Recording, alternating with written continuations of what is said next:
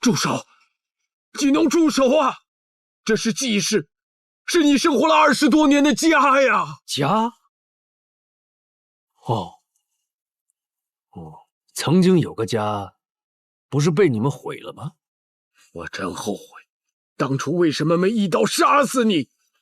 你和你父亲一样，骨子里的邪恶永远改变不了。你说，你这家伙，废话怎么这么多？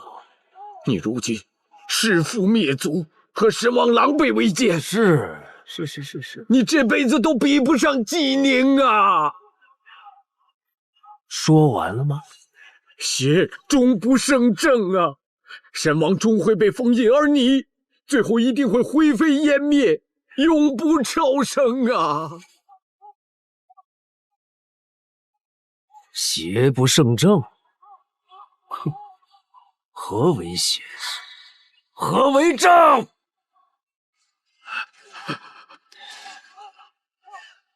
算了，送你上路吧。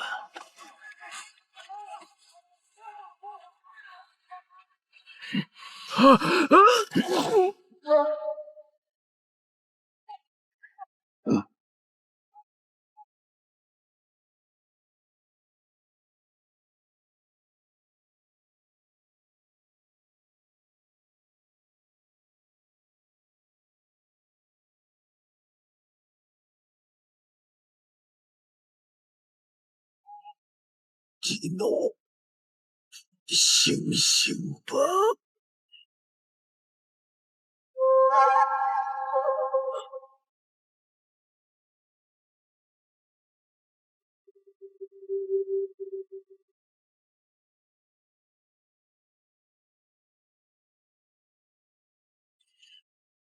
啰嗦！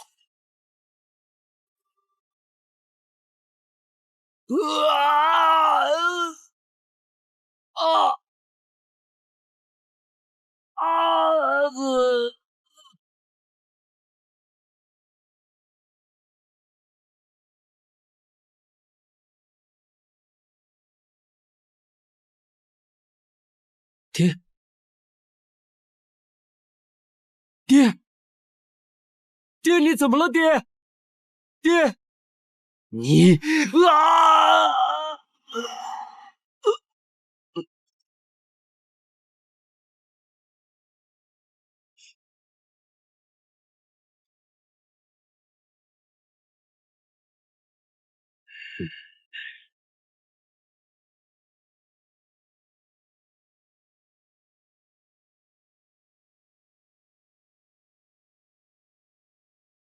纪宁，就差你了。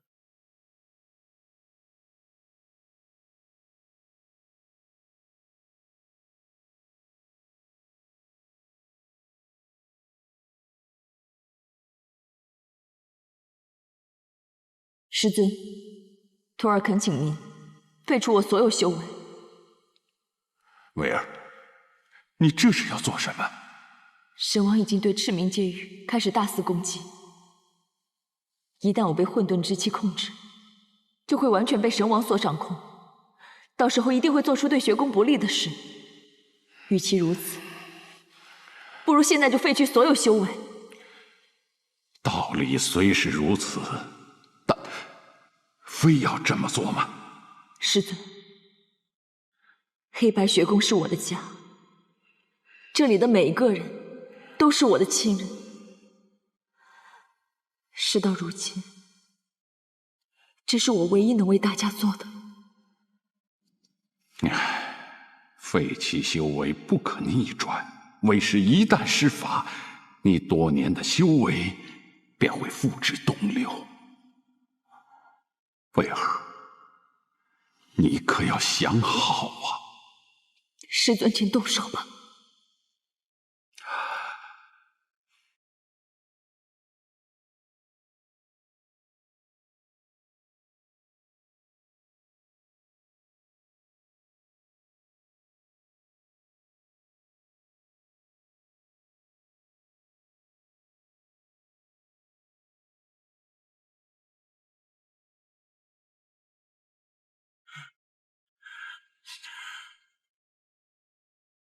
等一下！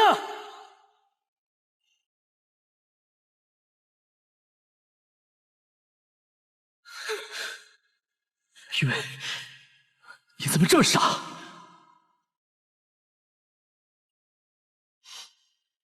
就算混沌之气真的可以控制人心，可我相信你一定不甘心被控制。自古以来，邪不胜正，只要道心坚定，我们一定可以度过此劫。可若是我们失败了，如果那一天真的到来，我绝对不会离开你。不管你变成什么样子，你永远都是我的玉薇。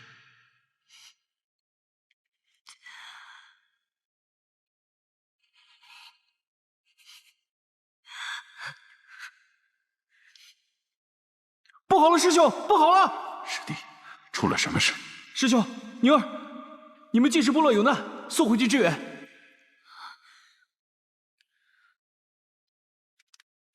真没想到啊，我是在这样的情况之下坐上了这个位子。少主，雪龙山与季氏交战，季氏已死伤过半，雪龙山也元气大伤。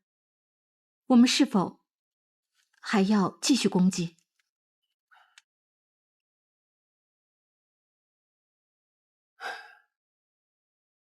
季氏与雪龙山都是我的仇人，让他们去互相残杀，我们坐享渔翁之利就行了。原来少主做的是这番打算，当真是妙计。给纪宁的信送过去了吗？看时辰，他们大约快到了。真正的好戏，现在才刚开始。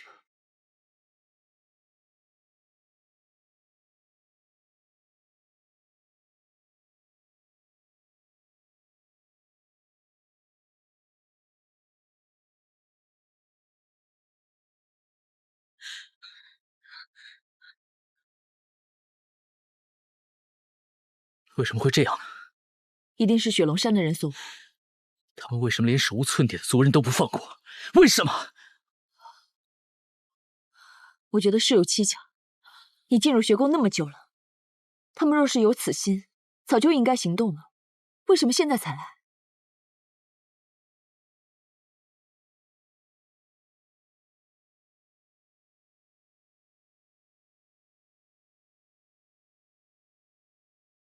这到底是怎么回事？究竟是谁一心灭我季氏？看来是雪龙山所为。季农，你怎么也来了？我接到父亲的传书，就立即赶来了。没想到还是晚了一步。不知道此战，神王是否也参与其中了？我知道你们是什么意思。我是无间门的人，自然和神王脱不了干系。在你们眼里，我根本就是跟神王同流合污。季农，玉薇不是这个意思，不然他是什么意思？我知道，虽然季氏一直没有接受我，但是我一直把季氏当成自己家。可在你的眼里，到现在我还是个外人。既然如此，多说无益，我走了。季农，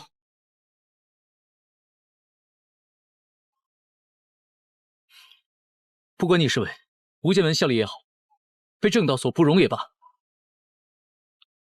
我都会相信你。雪龙山近日多次窥探原石矿脉，意图明显，利益之争如今已不可避免。宁儿，如今我们已是人马齐备，也有一战之力。他们觊觎矿脉已久，可季氏有北山氏的保护，许离真人为何要选择此时动手呢？这并不难解释。神王回归后，北山氏自然无暇顾及季氏的安危。雪龙山正是看到了这一点，所以才先出手。整个皇族的出动，那怎么神王就没有一点线索呢？神王现在到底在哪里？季农，你在无间门可有神王的消息？当初我加入无间门，就是为了要潜入神王的内部，等待神王出现，将他与无间门一网打尽。也许是他察觉了，或是另有原因。自从他回归以后，他就再也没有出现在无间门。我也想知道，他现在人到底在哪里？难道除了无间门，神王在赤明界域还有其他势力？是有这个可能，但我认为当务之急是对雪龙山进行反攻。但以季氏现在的兵力，如果这个时候出击，恐怕不是一个明智之举。我也知道现在反攻可能并不是最好的时机，但难道你忘了吗？当初是谁引起矿脉大战？是谁杀了你的父亲，我的父亲？是谁杀了秋叶跟那么多的族人？难道这些你都忘了吗？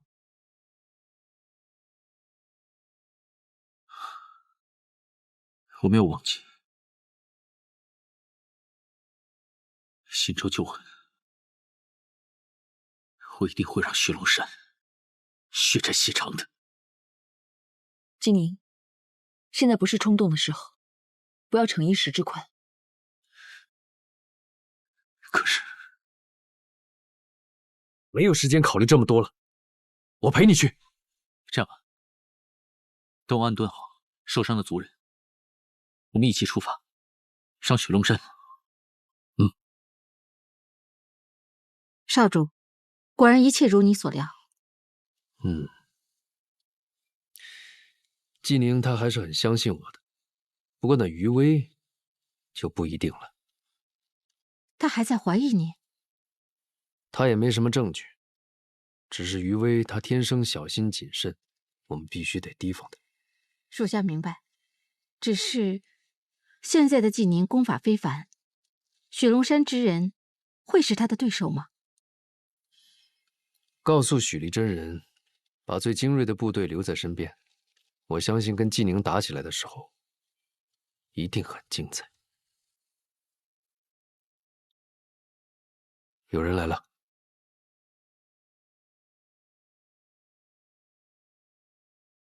你们在这里做什么？少主担心雪龙山会派人藏在季氏，所以派我四处搜查。刚才我在这里看到一个人影，可等我追到的时候，那个人却不见了。你可看到了？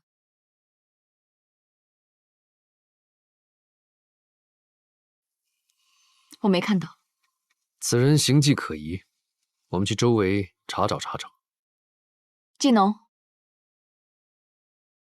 季宁一直把你当做最亲的兄弟，你千万不要让他失望。你这话什么意思？我也把季宁当成最亲的兄弟，我怎么可能让他失望呢？季宁相信你，但我不相信。你记住，人在做，天在看。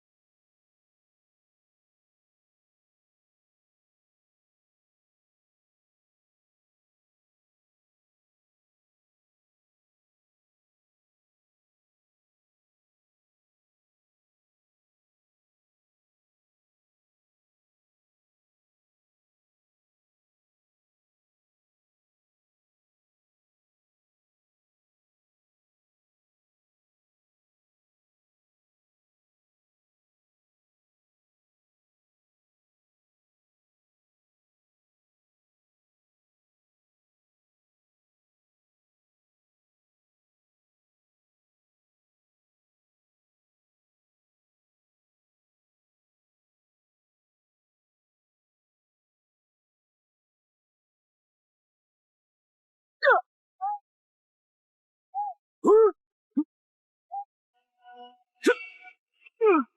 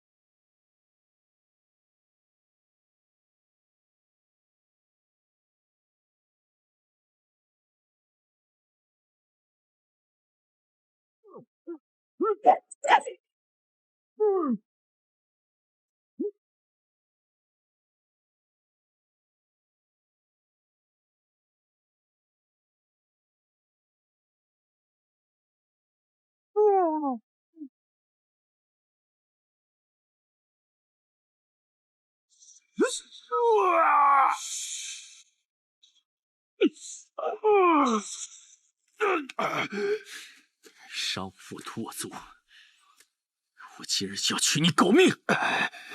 你杀了我儿子，我为子报仇，错了吗？你儿子是龙子道所杀，不是我杀的。你轻信他人挑拨离间，如今还要灭我季氏，新仇旧恨，我今天就要全讨回来！静宁，别冲动，你这样只会让仇恨延续。杀了他只是解了一时之气而已，并不能让死去的人再回来。我为子报仇，没有错。我不怕死，来吧。静宁，杀戮换不回任何东西，这样只会让你徒增戾气。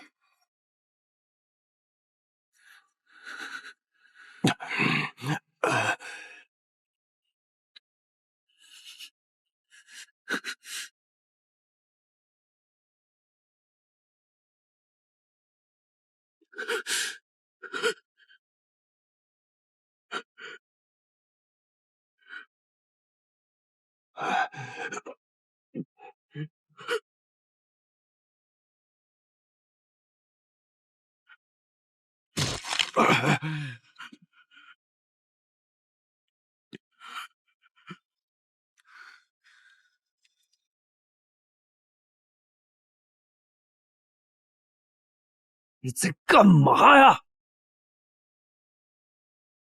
玉说的没错，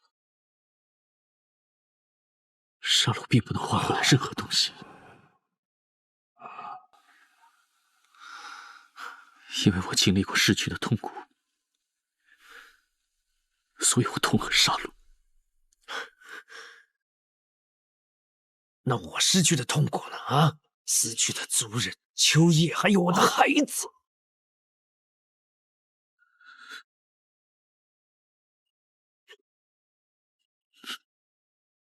动手！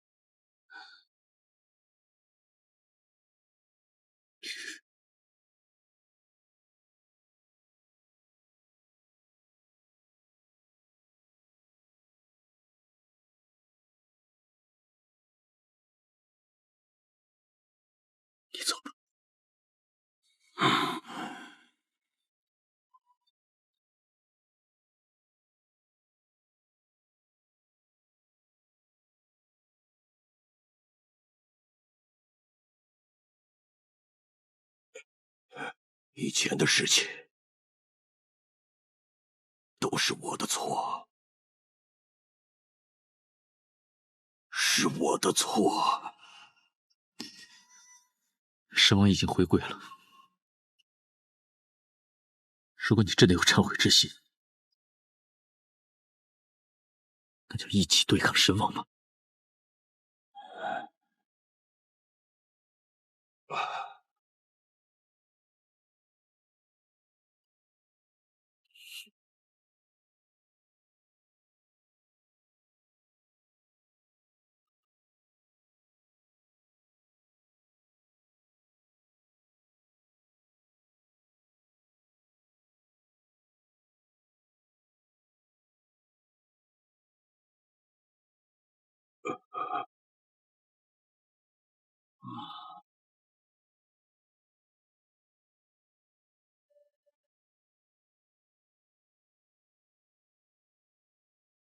季东，我知道复仇并不是我一个人的事，今天是我太自作主张了，对不起。其实，你说的一番话也挺有道理。现在想想，的确得这么做，才会有最好的结果。所以，你不必多想。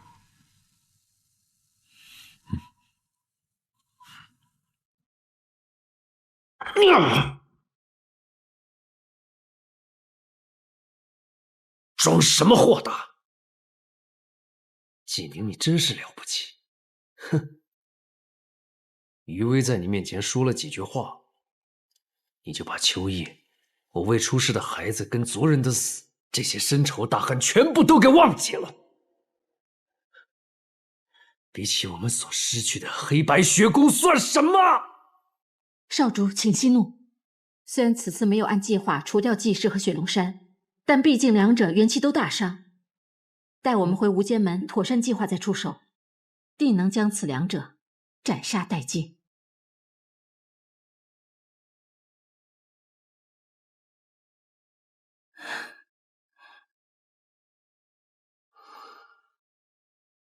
如果只是要灭了季氏，还有雪龙山，我大可自己动手，完全不费吹灰之力。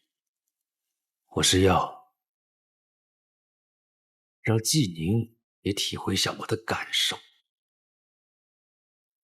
让他了解失去一切，双手沾满复仇的鲜血是什么滋味。少主，您对季宁到底有多大的仇恨？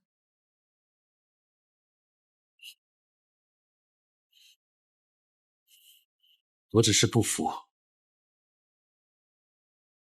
为什么人的命运能如此不同？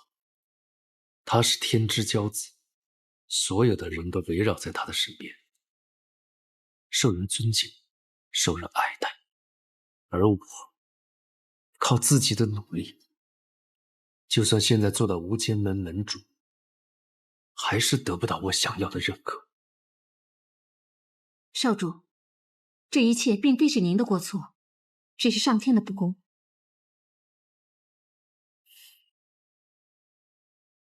既然苍天弃我，我就将这赤冥界域收入囊中。待我成为赤冥界域之王，我再重新定义何为善，何为恶，何为新世界的规则。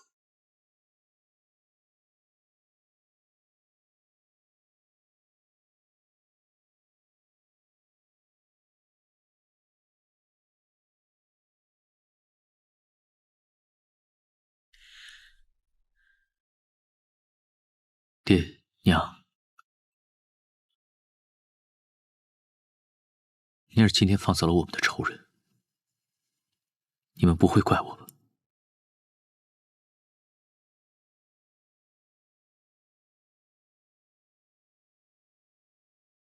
夫人和族长不会怪你的，我就知道你会来这里。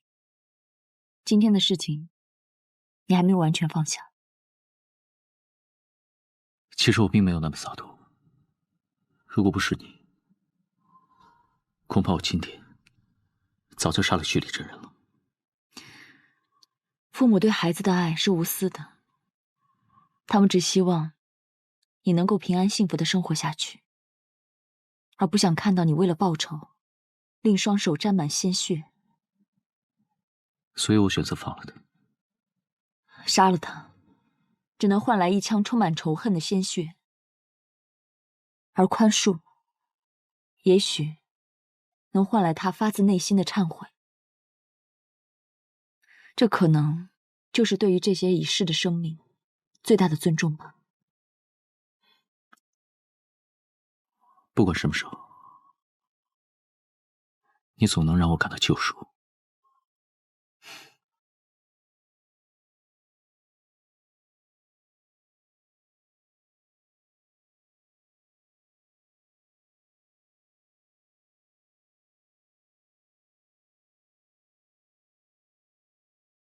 谢谢你。谢什么？所有的一切。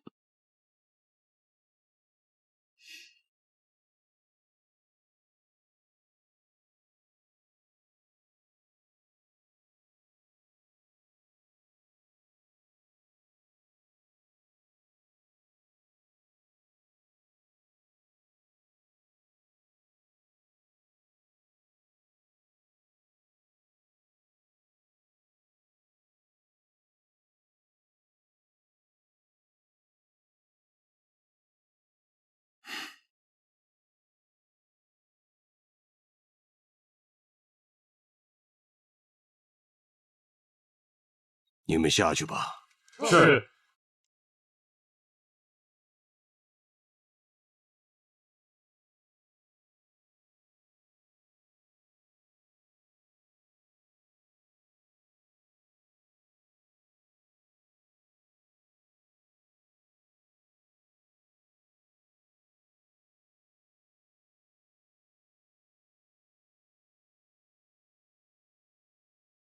神王难道是他？经过这段休养，族内伤者情绪稳定，家园重建也已经稳步进行。我想，我是时候离开了。我们也要回雪宫了。季东，这一分别，不知道什么时候才能够再见面。你是黑白学宫的天之骄子，我是无间门的门主。我看，我们还是别见面了。季东，我跟你开玩笑的，我不是跟你说过吗？我们永远是兄弟。只要你需要我，只需修书一封，纵使相隔千万里，我也会前来相助。还有，北面的山林里面有妖兽出现，你们路上一定要格外小心。知道了。那季东，后会有期了。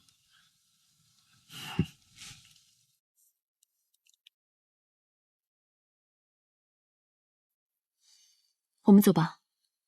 好，各位，保重啊。宁儿，你也保重。你们两个都是在季氏部落长大的，有空常回来看看。会的。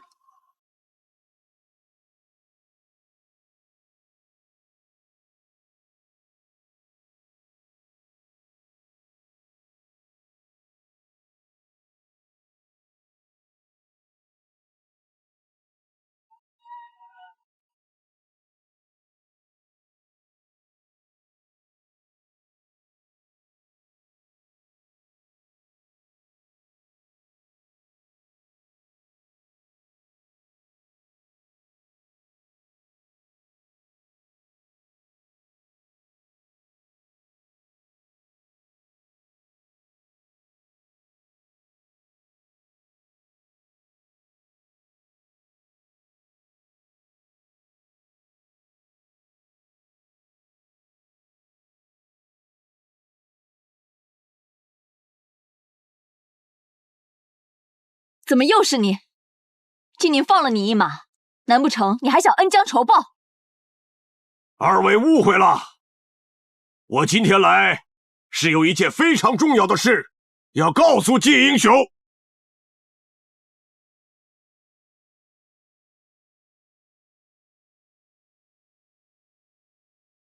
说吧，到底有什么事？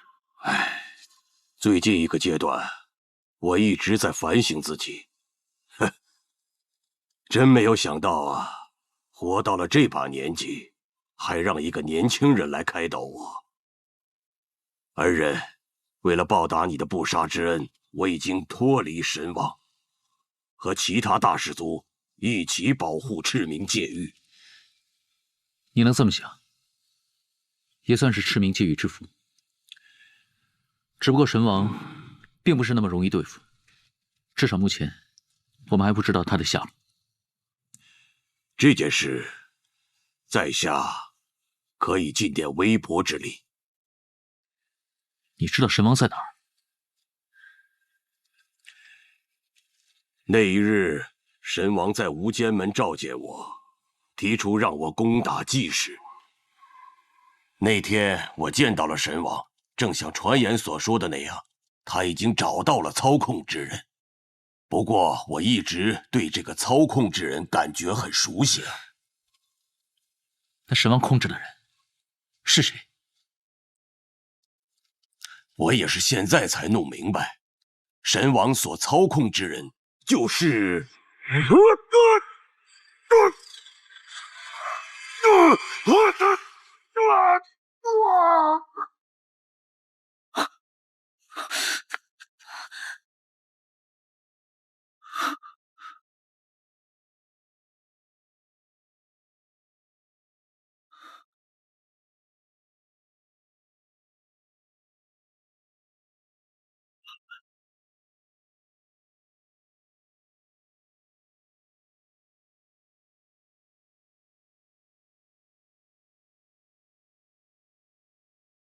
是谁这么残忍，留下这么多伤口？是神王。许离真人是想告诉我，神王操控者的真实身份。但是话没有说完，便遭人灭口。如此说来，一定是神王为了防止自己身份败露，所以才杀人灭口的。可是神王怎么会知道许离真人就在这里？也是，神王总不可能时刻跟踪许离真人吧？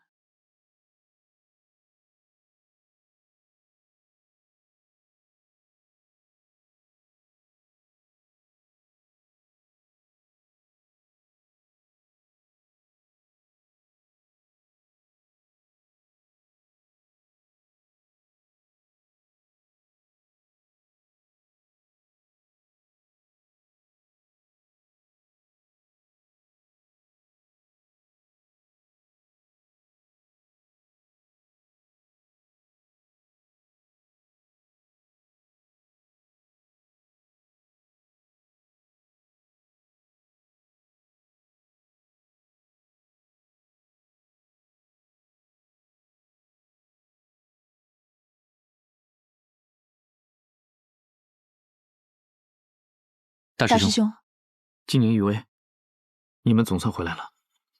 这几天发生什么了？情况有些复杂，待会儿我们再详谈。大师兄，长青师尊这是在干什么呢？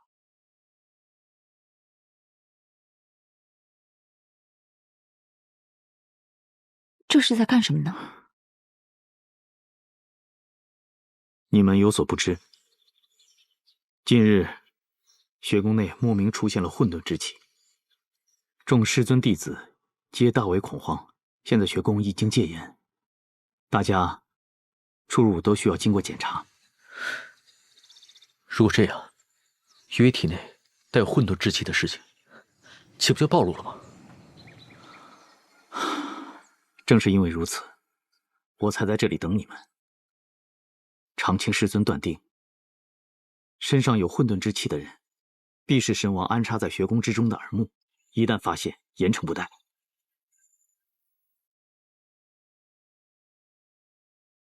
所以余威之事绝不能暴露。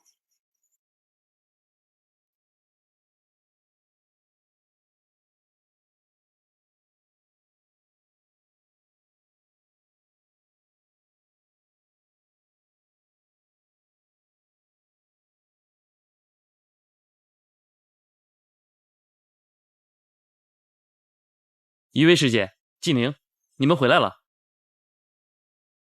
怎么，都已经回来了，还不快进学宫？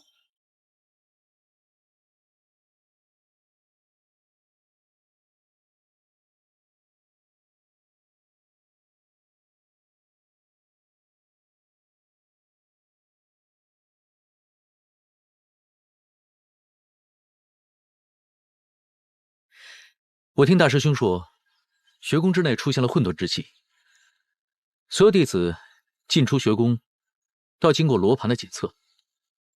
不错，现在学宫之内四处都安置了这种罗盘，一旦有混沌之气出现，我们第一时间就能察觉。尹学问剑，检测吧。你们谁先来？那我先来吧。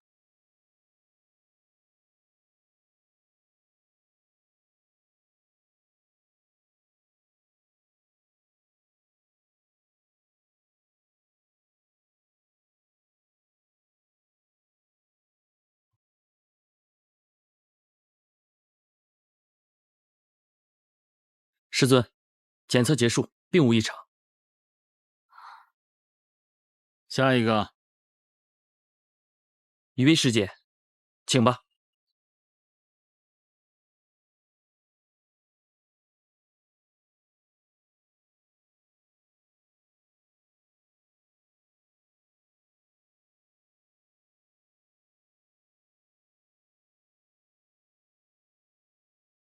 师尊，余威今天身体不适。身体不适，连小小的检测也做不了吗？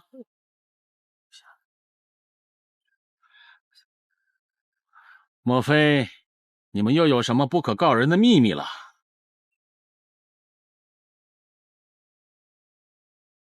余威，难道要为师亲自动手？不必了。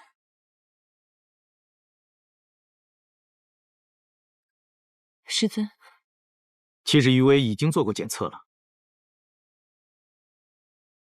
此话怎讲？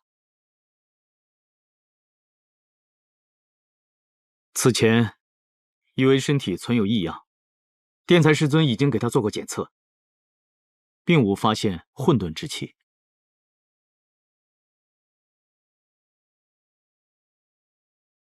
原来是这样啊！但即便如此，再做一次检测又何妨呢？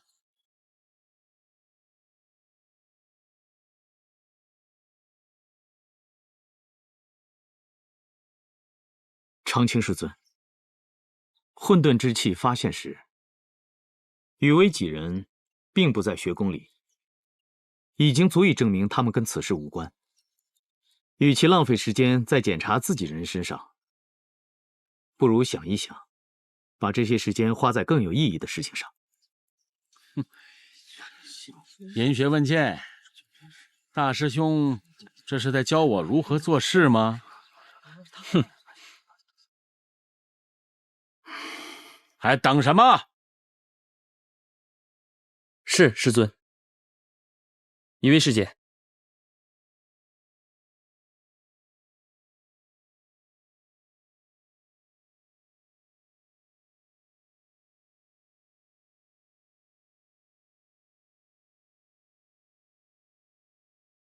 余威师姐，请吧。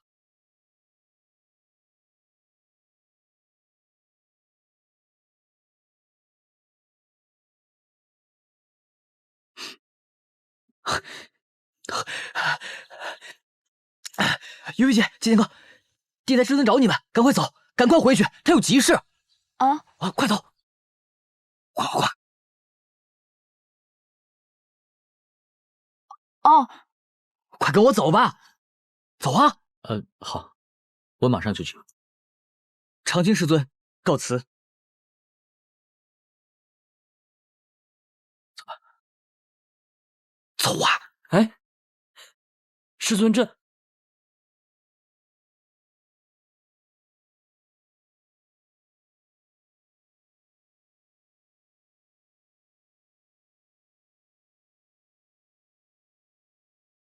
关于余威的事，想必你们都有所耳闻吧？师尊，如今学宫里到处都是探测混沌之气的罗盘，那余威的身份，岂不是再也无法掩饰了？是啊，要是被长青师尊发现了，余威姐肯定会被定以内奸罪，会处斩刑的。师尊，你这么急着叫我们过来，是不是想到什么办法了？在你们回归之前，我已经为余威掩盖混沌之气想了办法。此物乃是世间罕见的法宝，可以掩盖余威体内的混沌之气，不被罗盘发现。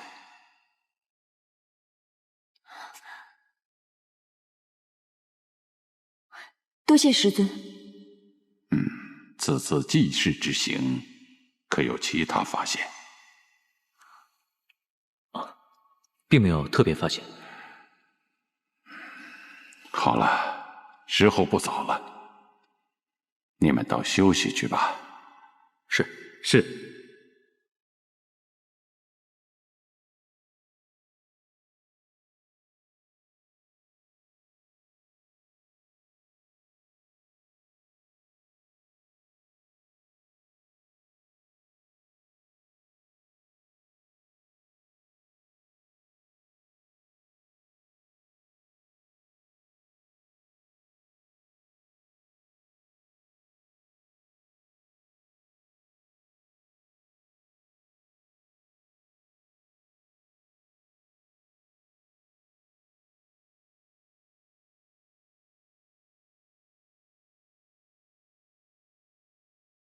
纪宁，为什么不把许离真人和神王的事情告诉师尊？我们还没搞清楚神王所控之人的真实身份，说了也没有什么意义。其实你心里面早就有怀疑的人了，是纪农吧？我怀疑纪农？怎么可能？许离真人的身份，除了你和我，就只有纪农知道。而且你还记不记得，纪农曾经说过一句话：北面的山林里面有妖兽出现，你们一路上一定要格外小心。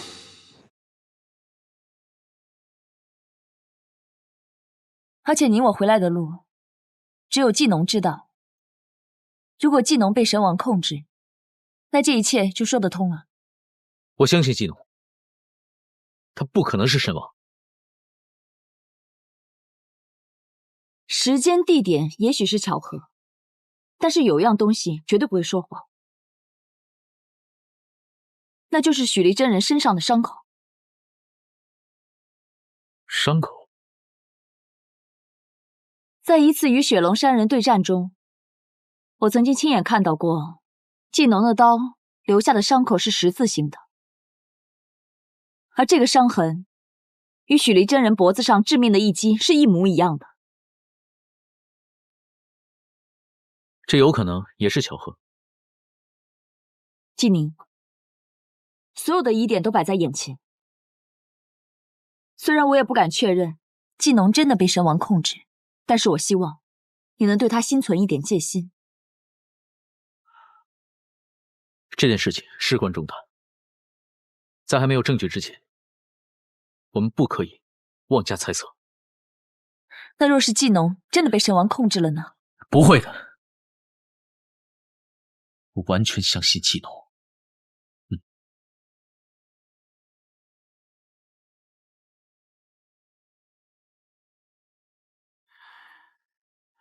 师傅，徒儿最近表现特别好，一直遵守学宫规矩，没有胡闹。您什么时候可以出关啊？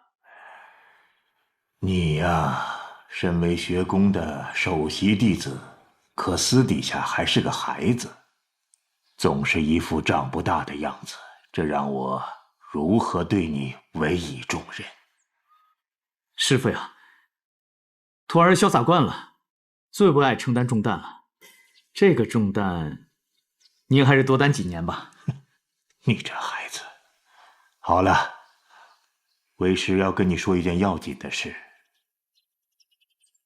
师傅，请讲。闻听长青长侍禀告，称学宫内有一个带有混沌之气的内奸，虽然到处摆设了罗盘，但是至今也没有探测到这个内奸的踪迹。师傅的意思是，你身为学宫的首席弟子，自然要为长侍分忧解难。徒儿，我要传你一样法器，此物比罗盘更加敏锐，即便是法术隐秘的混沌之气，也能探测出来。只要有红光显现的地方，便是混沌之气所在之处。弟子定不负所托。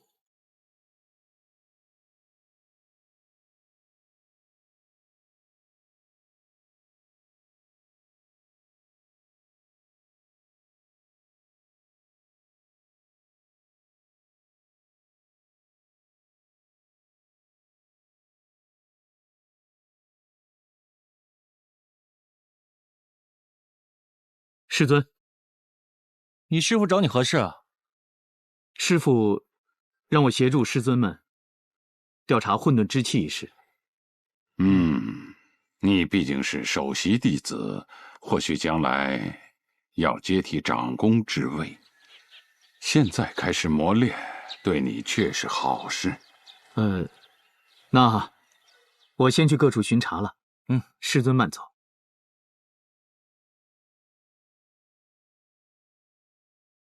走吧。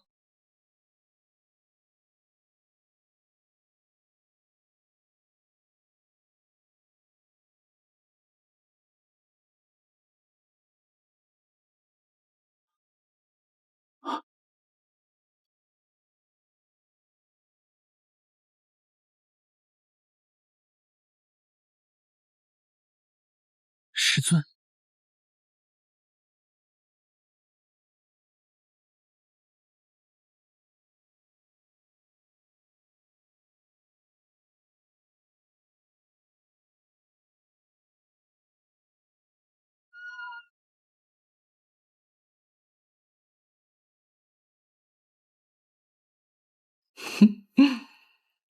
哎，大师兄啊，这么着急干什么呀？是不是又做什么坏事了呀？啊！木头，你听我说，我今天发现了一件重要的事情。我这里正好也有件很紧急的事情。你能有什么要紧的事啊？学宫中带有混沌之气的内奸一日不除，罗盘就一日不拆。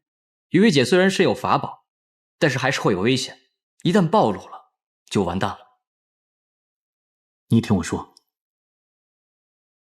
其实想解决这个事情很简单，就是把真正的内奸找出来，证明余薇姐是清白的。所以啊，我正准备去查查有没有什么线索。不用去了，我想我可能已经知道内奸是谁，但是这件事需要你私底下协助调查。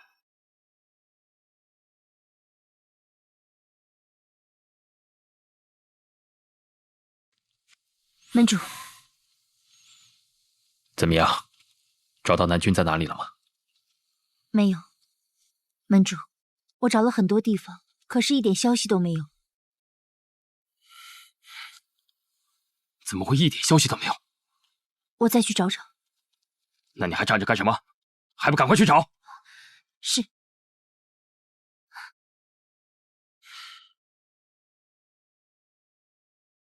一定不是。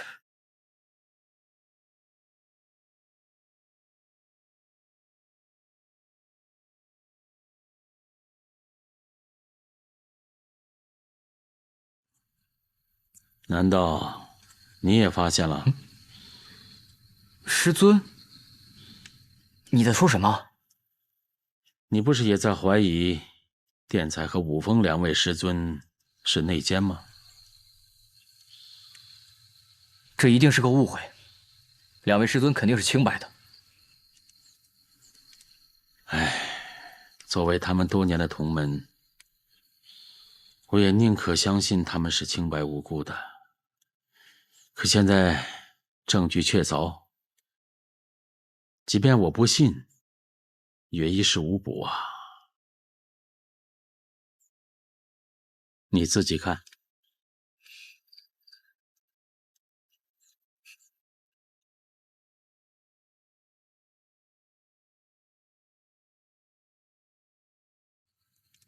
这也证明不了什么。两位师尊是被人陷害的。穆子硕，你还真是块木头。事到如今，也不是没有办法证明他二人的清白。什么办法？想办法把他们二人的记忆石取出来。如果从中找不到与神王勾结的证据，这样一来，即便他们身上有混沌之气，那也一定是别人陷害的，不是吗？对呀，我现在就去找记忆石。聪明，快去吧。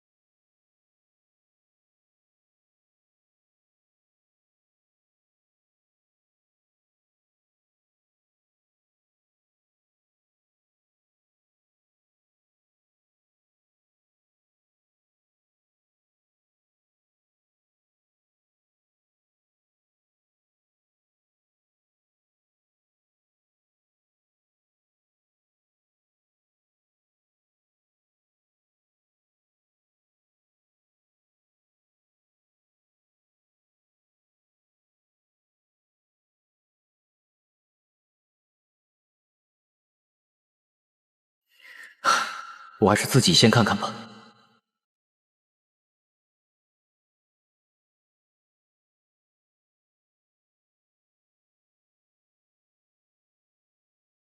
参见神王。起来吧。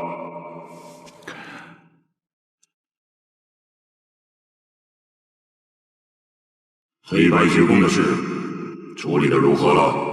秘籍被盗之事没有露出丝毫破绽，请您放心，没有人会怀疑我们。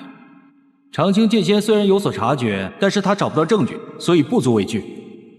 你们那几个弟子可曾起疑心？晋宁、余威、穆子硕、邋遢道人等对我们深信不疑，他们不会怀疑我们就是内奸。好，不枉我把你们从混沌监狱里带出来。这些年来，你们潜藏在黑白虚宫内，可谓劳苦功高啊！为神王效力，义不容辞。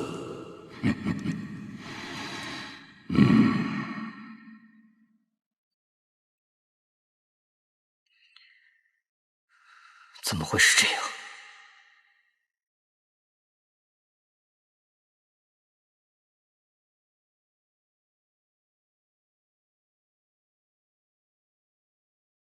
都过了几天了，这个内奸一点消息都没有。他能隐藏至今，想必功力必定不凡。木头，你调查的这几天，发现什么可疑人物没有？不会的，一定不会是师尊，一定不会的。木头，你是不是有什么事瞒着我？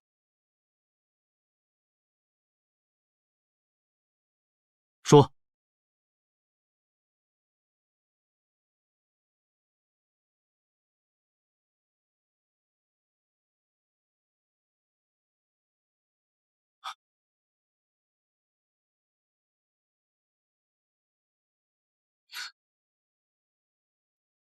难道带有混沌之气的内奸出现了？咱们赶紧去看看。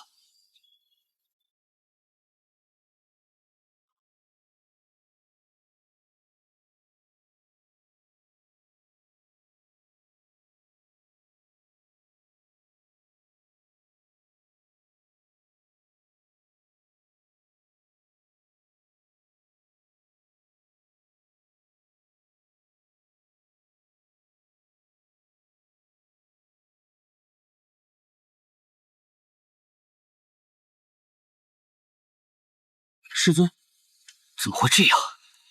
大师兄，不知道为什么会发生这种事情，这里面一定有误会。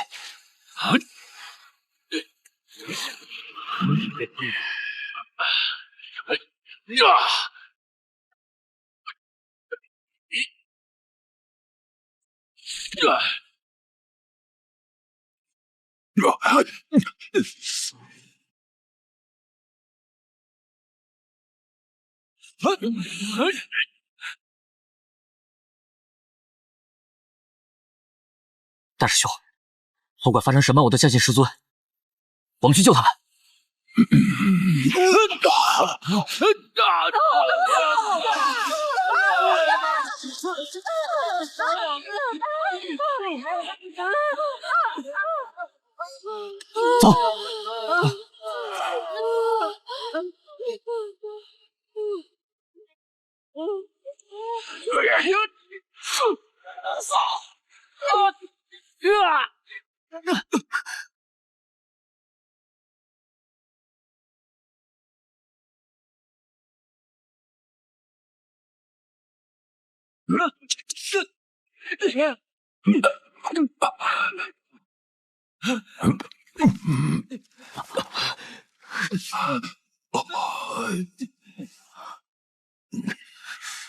是鹰龙卫。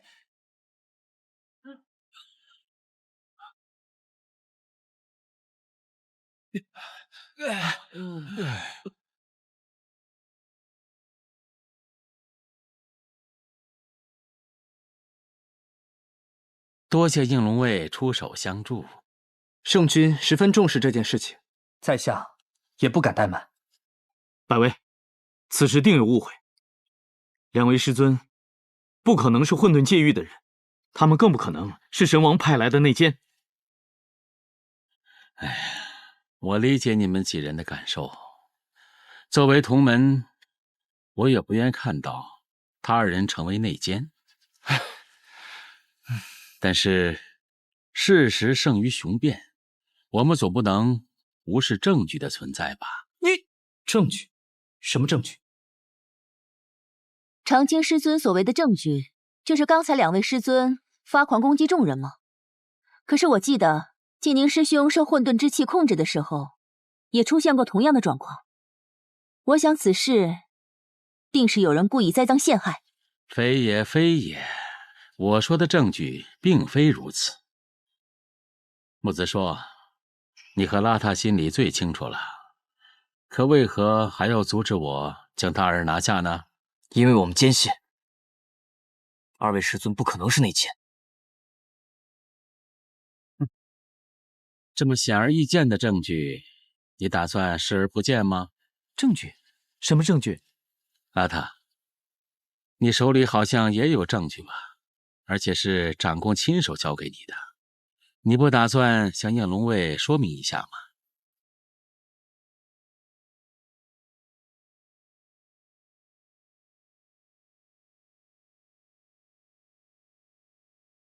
是水晶石，比罗盘更为灵敏，能够探测到用功法隐藏之后的混沌之气。两位师尊确实用法术隐藏了自己的混沌之气。邋遢，你手里好像也有证据吧？而且是长公亲手交给你的，你不打算向应龙卫说明一下吗？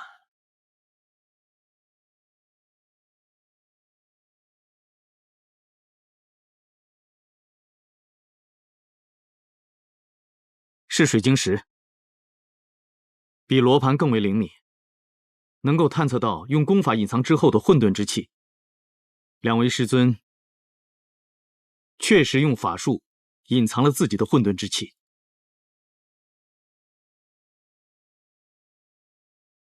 但我相信此事定有蹊跷。木子硕，你的呢？记忆石中显示，二位师尊是与神王联系过，但是图像并不清晰，是模糊的，不足以成为证据。那既然如此，就先将两位师尊隔离，听候圣君发落。请。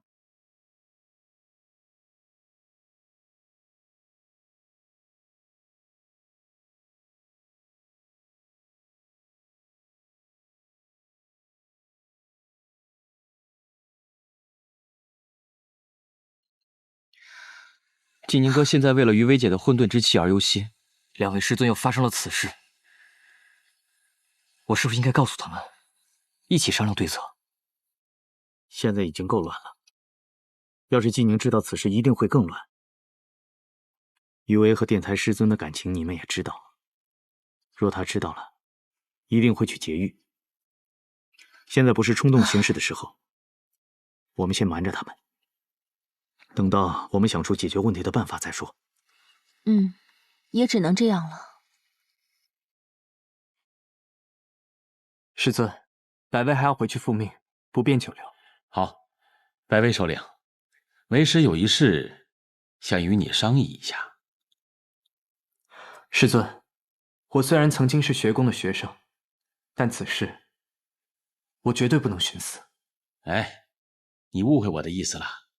你看，既然圣君要先将他二人暂时隔离，不妨暂且将他二人囚禁于我黑白学宫的禁地之中。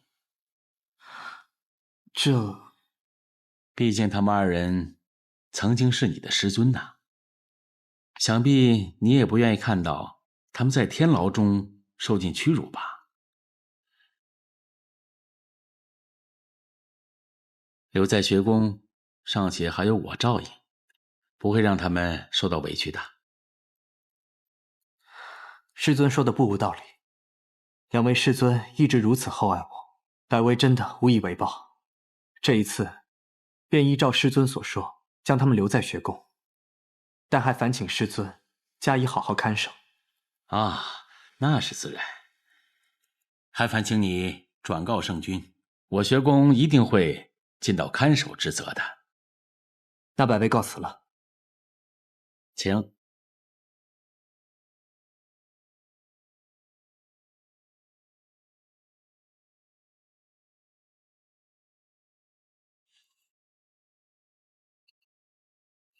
东莲，你真的相信两位师尊是内奸吗？当然不。电才师尊是我见过最坚守道义之人，我绝不相信他会做出背叛学宫和背叛赤明戒狱之事。而五峰师尊虽然为人疯癫，可是更是刚正不屈的。那我就不犹豫了。你要做什么？你知道三寿道人吗？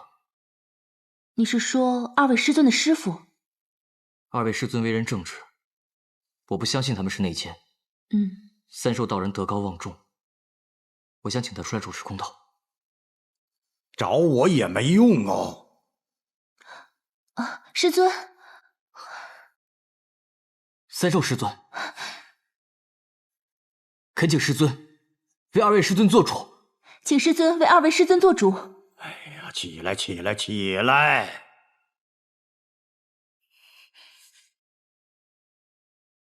年轻人呐，就是气盛，沉下气来，好好想想这里边的事情吧。师尊此话何意？殿才和武风两人的法力有多高强啊？你们不知道？若不是他们自己想，就凭你们这些弟子，也想将他们困住？师尊的意思是他二人另有决定？决不决定我不知道。这世界是你们的世界，我已经不再理会喽。我相信你们会处理得很好的。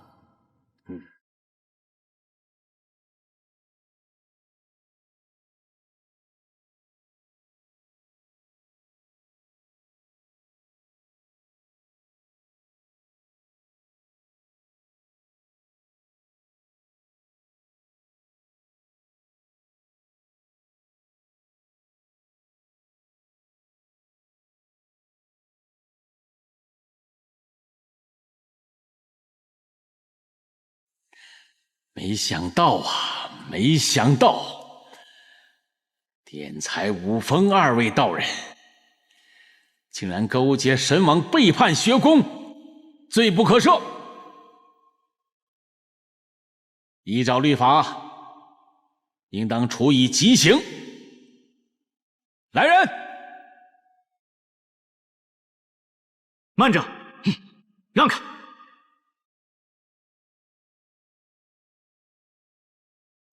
二位师尊，我不会让任何人伤害你们。木子说：“拉他，你们二人想违背学宫律法不成？”纵然二位师尊真的有错，但在学宫创立以来，二位师尊兢兢业业，为学宫培养了多少斩妖除魔的弟子？敢问在场的各位，有谁没有受过他二位的指导？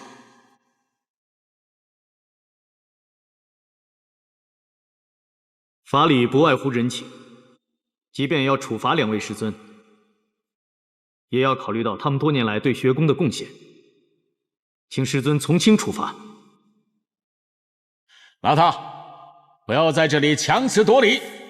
请长青师尊从轻处罚。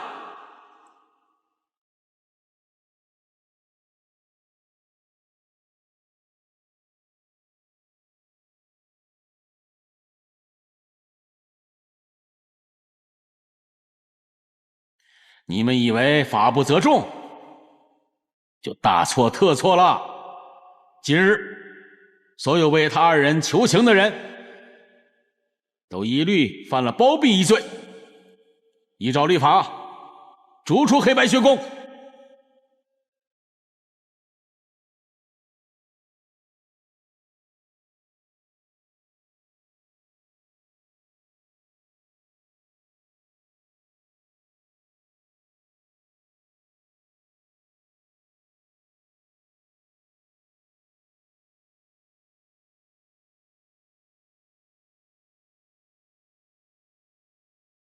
既然没有人有异议，那就即刻执行。我有异议。你身为武风师兄的入室弟子，没有说话的资格。非议。我并非对二位师尊的处罚有异议，弟子有一事不明，想要请问一下长青师尊。哦，你有何事啊？敢问这赤明戒狱，是以圣君为尊，还是以长青剑仙为尊？笑话！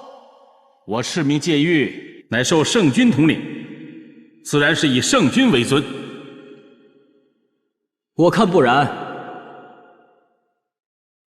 当日阴芦卫的首领传来圣君的旨意，是将二位师尊隔离，并未有最终的决断。而现在，长青师尊意欲斩杀2位师尊，并未遵守圣君的旨意。长青师尊，你犯了僭越之罪。你。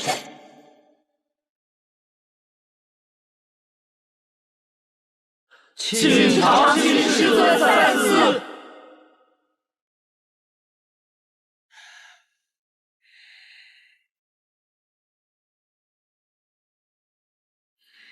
长青师尊，就算不看在圣君的面子上，这学宫还有我的师父明霄长公。若要处罚2位师尊，也应该是由明霄长公来处置。要不，我现在就去将明霄长公请出来。不必了，先将他2人囚在禁地之中。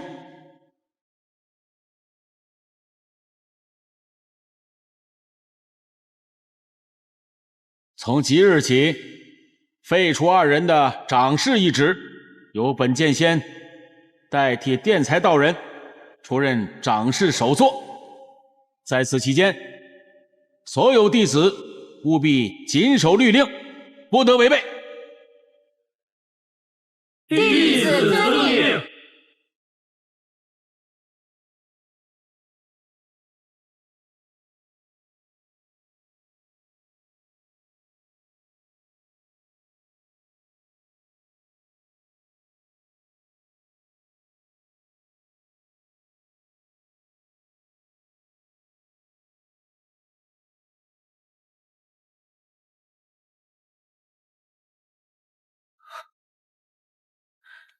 你们怎么来了？盲目冲动不但救不了师尊，反而会害了你自己哦。到处都找不到你，一猜你就在这儿。你知不知道这个特殊的地方有特殊的阵法保护？你要是不小心会受伤的。你们全都知道师尊的事情了？我在这里面肯定有诈，所以不敢贸然行动，才把空青请来。有空青在，这次就方便多了。拜托了。好了，走吧。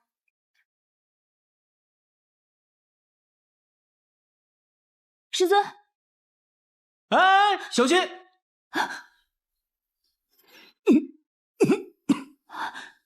师尊，这长青剑仙简直太坏了，不仅用秘术把我们封印起来，还在里面设下法阵，吞噬我们的法力。等我出去，我一定要找他算账。你们不该到这里来呀！师尊，我们先把你们带出去。万万不可！以我们2人的功力，尚被那内奸控制在此。若你们参与此事，必会招来杀身之祸。师尊，牧童的记忆石图像模糊不清，怕是被人篡改了。而那罗盘被人操控的可能性也很大，你们一定是被冤枉的。这内奸到底是谁啊？此人功力非常深厚，但是我们尚且不知道他是谁。我们能知道的是，他对黑白学宫了如指掌，并且现在还潜藏在黑白学宫之中。我们不可以让这个人在学宫里为所欲为，一定要抓到他，还你们一个清白。以你们现在的功力，根本就不是那个人的对手。若要攻击，无异于是以卵击石啊！我们不反抗，是给那些内奸一个假象，让他误信，给你们争取时间。莫非师尊已经有打算了？那记忆石和罗盘已被篡改，便指向我们是内奸。你们可以借力打力，从此入手，找到那个施法篡改的人，那便是此人了。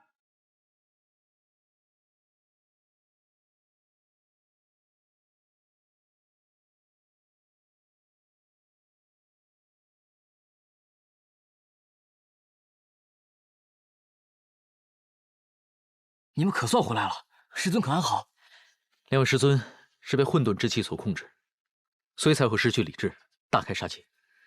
长青师尊在禁地中设下法阵，不但将二位师尊困住，而且还用法阵渐渐吞噬他们的法力。再这样下去，二位师尊不但内力会消耗，而且还会危及性命。长青师尊太过分了，不行，我们要去救二位师尊。若是能救，金宁和余威早就出手了，还会等到现在？那怎么办呀？也不能看着二位师尊受折磨而袖手旁观呀。就算现在救出2位师尊，也无法替他们洗脱罪名。只有找出释放混沌之气的真凶，才能还他们一个清白。据师尊说，这个释放混沌之气的人法力极高，2位师尊联手都难以跟他匹敌。而且这个人很有可能还藏在血宫之中，想要抓住他，恐怕不是那么容易。那怎么办呀？有了。什么？乌江仙府。乌江仙府？什么东西啊？我知道了，乌江仙府有一个法宝，不仅能够抑制混沌之气，而且还能根据师尊身上的混沌之气找到来源。大师兄，你说的是这个吧？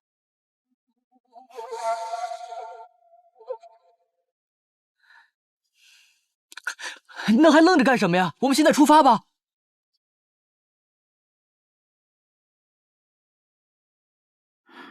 没想到，我们学宫的事情又要麻烦你。虽然我派出去很多人调查此案，但是一点线索都没有，我也没帮上什么忙。学宫内几位喜爱游历的师尊我都问过了，也没有人能够说出乌江仙府的具体情况。这次啊，我可是想不出什么办法了，这烦得我连酒都喝不下了。说到四处游历，我倒想起一个人。咱们赤明戒狱，恐怕他去的地方最多了。空清？对，空清可是时空穿梭的高手，他不是说过吗？赤明戒狱还真没有他没去过的地方。你们叫我，告诉你们，叫我也没用。我已经和启明哥说过了，我是不会带你们去的。空清，你来的正是时候。这个乌江仙府的具体情况你可知道？我倒是知道一些，据说那里有一个可以提升功力的神秘之物，所以很多修道之人都希望可以去那里提升修为。不过还听说，凡是去过那里的人，至今没有活着出来的。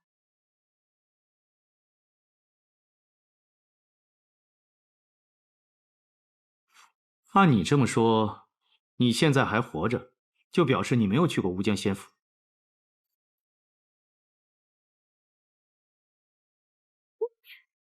喏，这就是进入乌江仙府的令牌。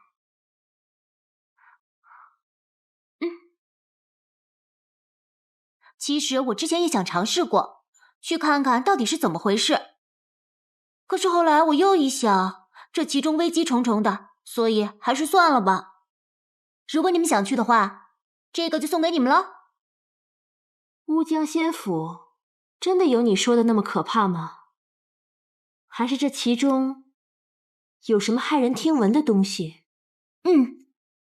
据听说，在乌江仙府里面有2位守护者，一个妖兽，一个仙灵，两者一动一静，一个性格暴力，一个性格温和。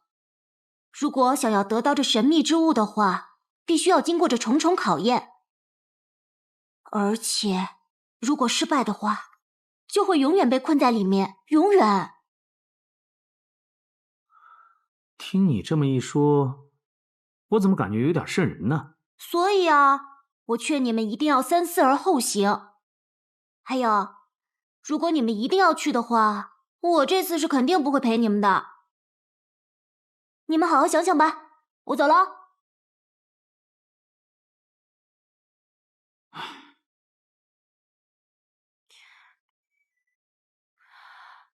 空青不去，那我去吧。你不能去。这次我们得让你留在此地，帮我们留意，因为2位师尊还被困着，有你在，长青师尊应该不敢做什么。那你们小心一点儿。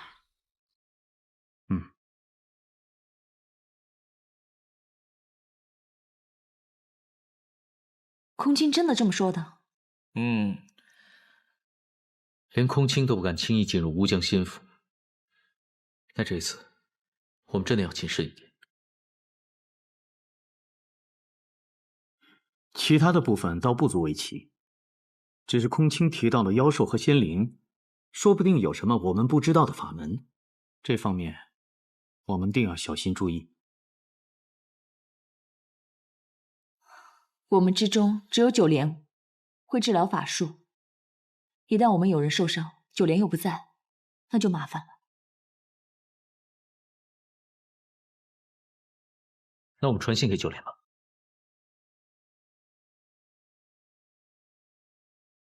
父亲，父亲，我现在就要回黑白学宫。不可。为何？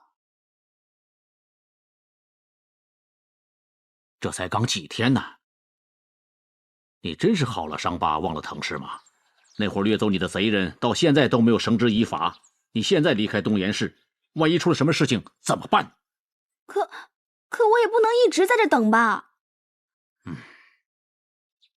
你若实在是想出去散散心，可以去找你北山师兄嘛，有应龙卫的保护，为父也好安心一些。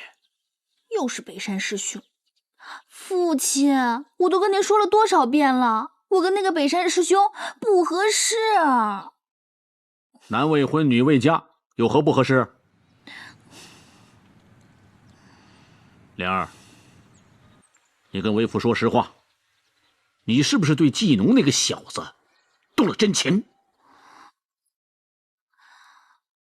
其实我也不知道我对季农哥到底是一种什么样的感情。他走了以后，我就总是能想起他，饭也吃不好，觉也睡不踏实，做事情的时候也无精打采的。唉，当断不断，必受其乱。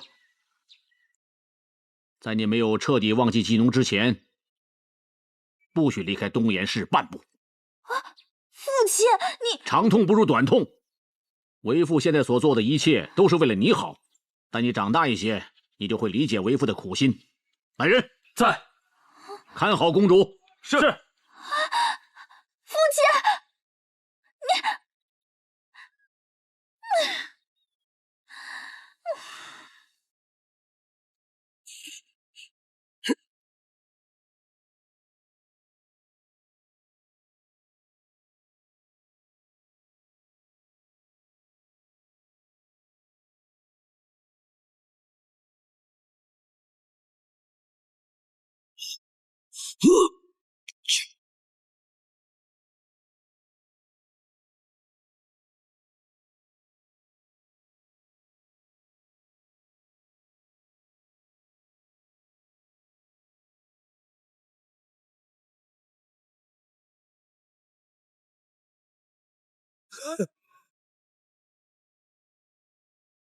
呀！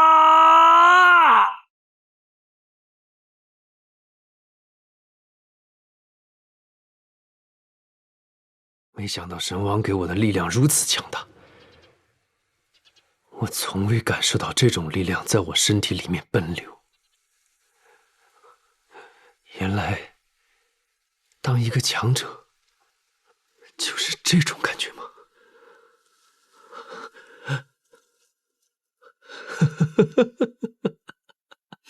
少主，您的功法又精进了。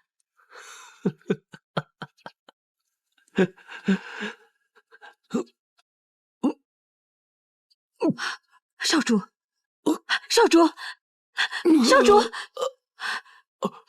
少主，少主，少主，少主，来人呐！来人主，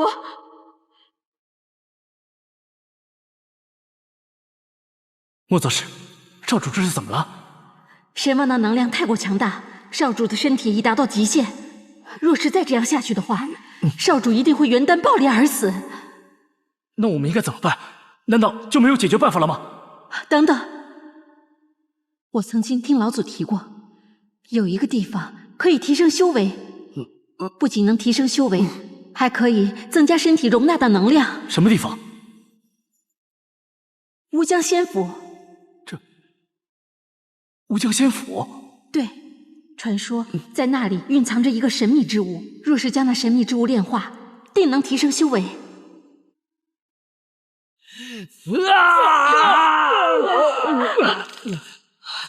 少主！少主！少主！少主！少主！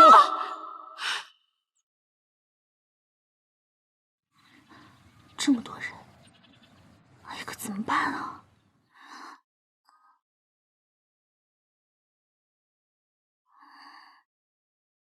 后门有了。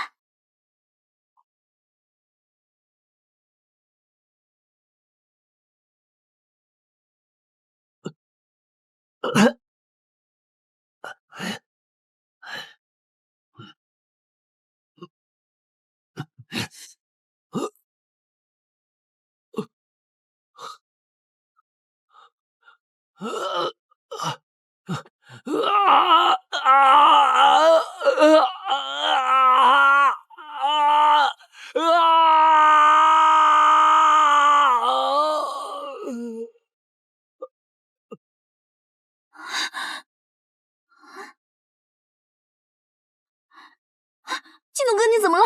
季农哥，你起来！季农哥。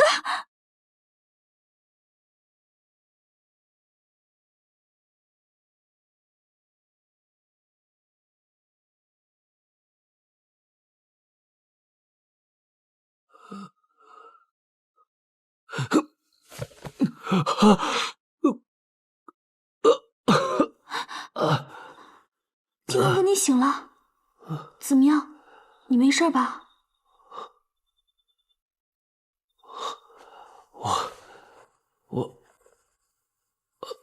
我这是在哪里？黑白学宫。我在黑白学宫。我也不知道该把你往哪儿带，不过你放心，这里应该很安全的。季农哥，你怎么会受这么重的伤啊？神王，他是神王？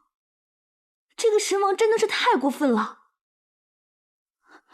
季农哥，以后你不要再回无间门了，你就留在学宫，跟我们大家在一起，还像从前那样。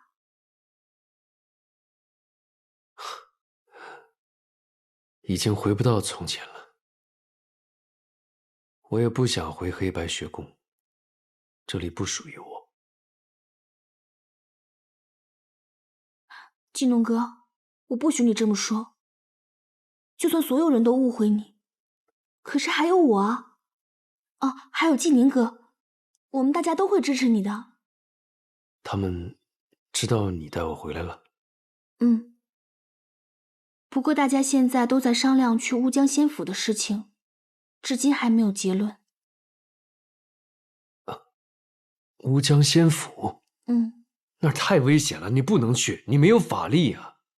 可是这里只有我一个人会治愈，如果季宁哥他们出什么事，不行，我一定要去。你，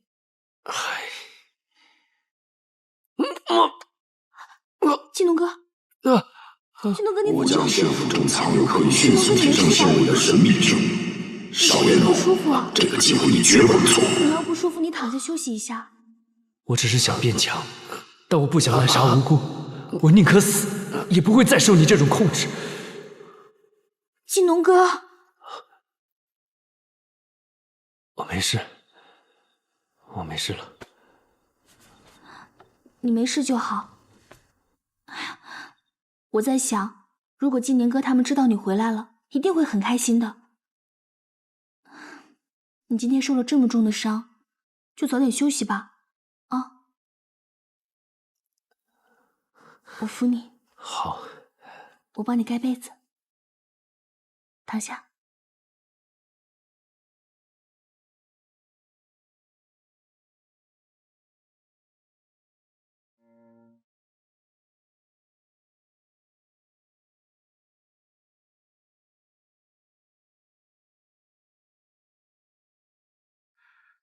乌江仙府之行实在不能再拖了，我们必须尽快出发。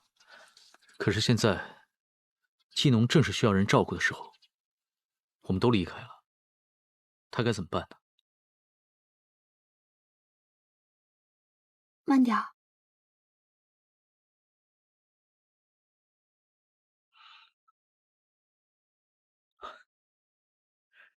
季农，你身体好些了吗？或许我能跟你们一起去。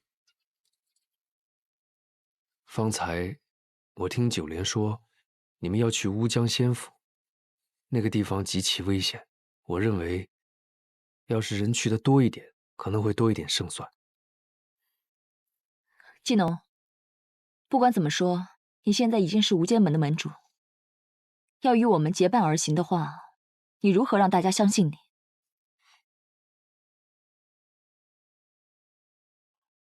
于薇姐，刚才季农哥已经说了，他这次之所以受伤，就是因为抵抗了神王的命令。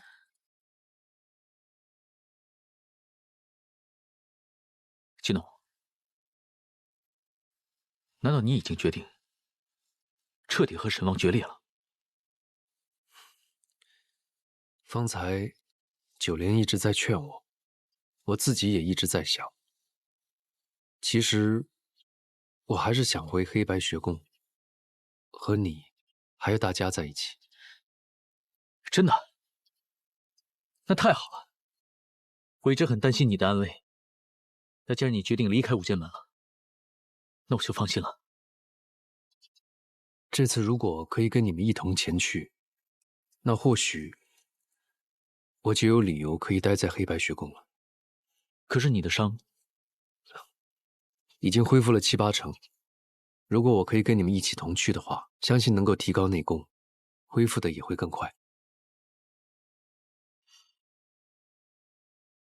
好了，你们就不要再犹豫了。殿才师尊还有五凤师尊还等着我们去解救呢。哼，那我们是不是应该赶紧出发了？不犹豫了，我们即刻出发。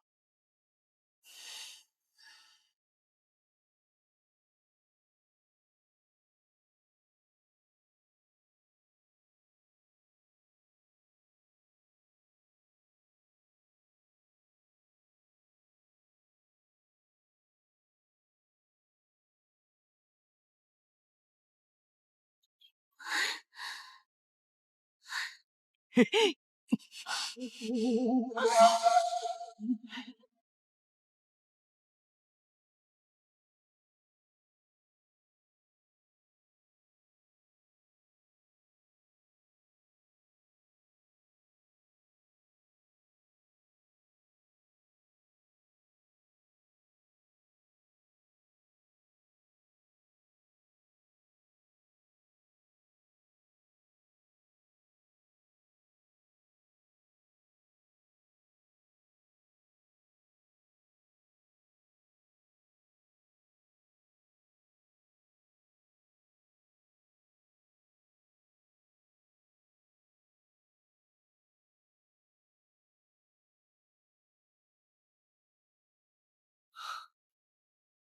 我们走了这么久，怎么一点动静都没有啊？不过至少我们是安全的。哎呀，这个地方怎么看也不像有什么神秘法宝，咱们是不是走错了？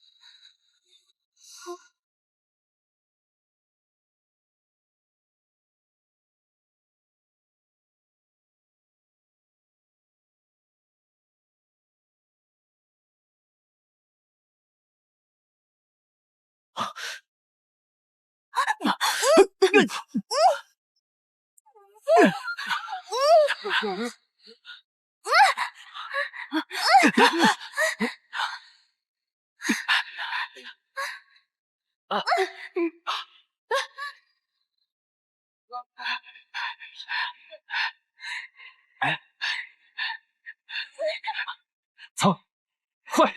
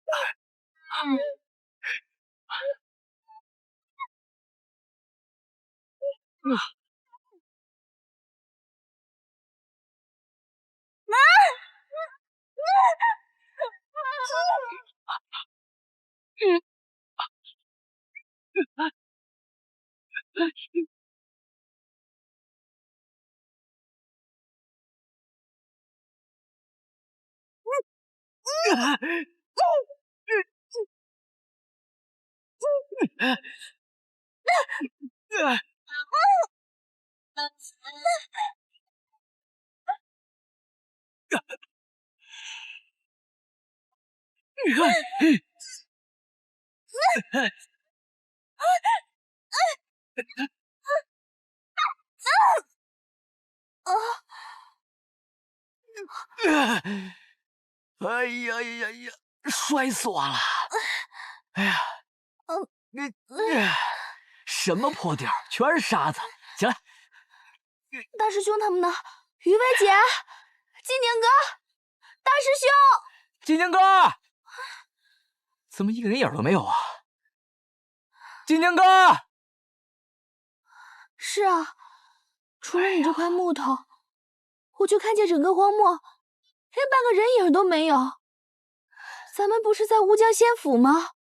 怎么突然到这儿来了？我知道了，肯定是刚刚那阵龙卷风啊，把我们给吹散了。你是说，只有我跟你2个人被吹到这儿来了？哼，我知道你很开心，但好像就是这个样子。只有我们2个人，怎么办啊？老天爷，你怎么对我这么不公平啊！我才不要跟这个臭木头分到一起呢！哼，我，金宁哥，于薇姐，唉。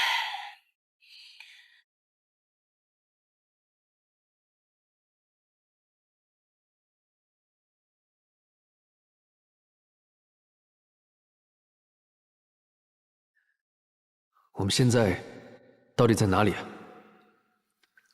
我们应该到另外一个空间了。那九莲木头还有大师兄他们呢？不知道，我们到处找找。喂，你看，哪里有光？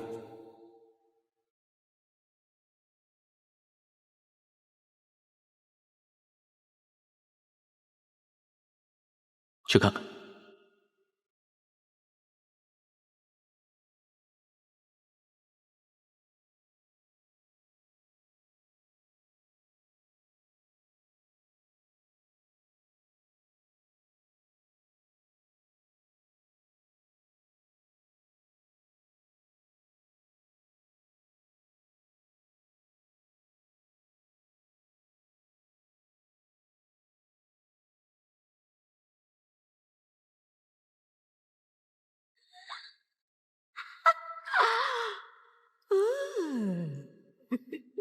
那个人该不会是所谓的妖兽吧？空心曾经说过，这里的妖兽和仙灵，一个性情暴躁，一个性情温和。想必这就是性情温和的那个吧。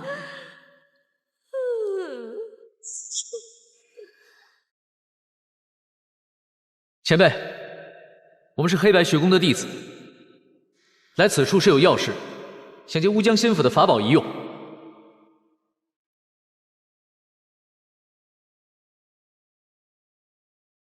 前辈，我们并没有恶意，若是有冒犯之处，还请前辈见谅。我问你们，乌江仙府是有结界的，你们是怎么进来的？